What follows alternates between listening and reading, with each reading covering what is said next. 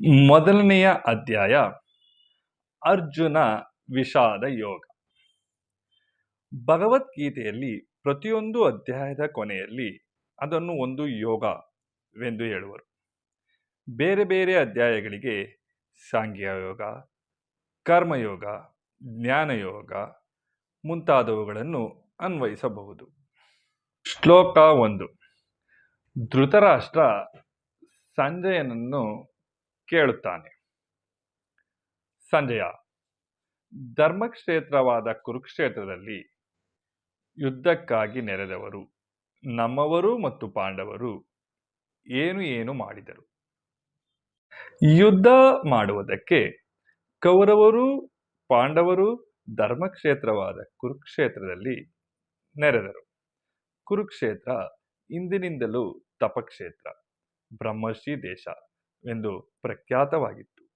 ಮುನಿಗಳು ಋಷಿಗಳು ಹಿಂದೆ ತಪಸ್ಸನ್ನು ಮಾಡಲು ಈ ಸ್ಥಳವನ್ನು ಆರಿಸಿಕೊಳ್ಳುತ್ತಿದ್ದರು. ಈಗ ಕೊಲೆಗೆ ಆರಿಸಿಕೊಂಡಿರುವರು. ಇಂದಿನಿಂದಲೂ ಅದು ತಪಕ್ಷೇತ್ರವಾದುದರಿಂದ ತನ್ನ ಸಾತ್ವಿಕ ವಾತಾವರಣವನ್ನು ಅಲ್ಲಿ ನೆರೆದವರ ಮೇಲೆ ಬೀರಿ ತನ್ನ ಮನಸ್ಸನ್ನು ಬದಲಾಯಿಸಬಹುದೇನೋ ಎಂದು ಭಾವಿಸಿರಬೇಕು.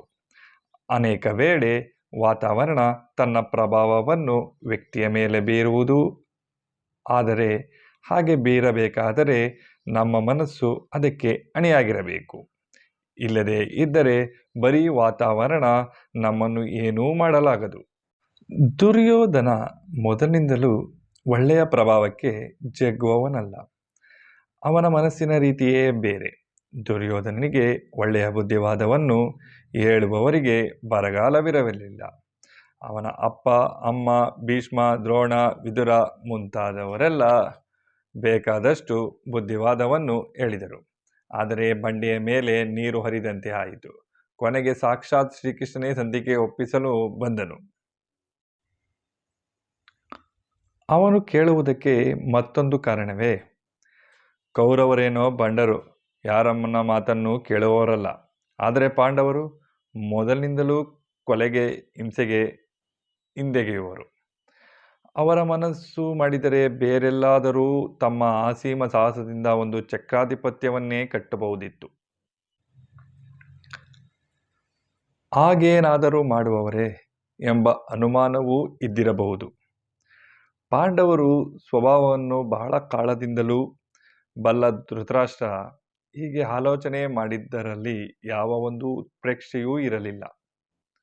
ಪಾಂಡವರು ತಮಗೆ ಅರ್ಧ ರಾಜ್ಯ ಬೇಕಾಗಿಲ್ಲ, 5 ಕುಗ್ರಾಮಗಳನ್ನಾದರೂ ಕೊಟ್ಟರೆ ಸಾಕು ಎನ್ನುವಷ್ಟು ಮಟ್ಟಿಗೆ ಕೆಳಗೆ ಇಳಿದಿದ್ದರು.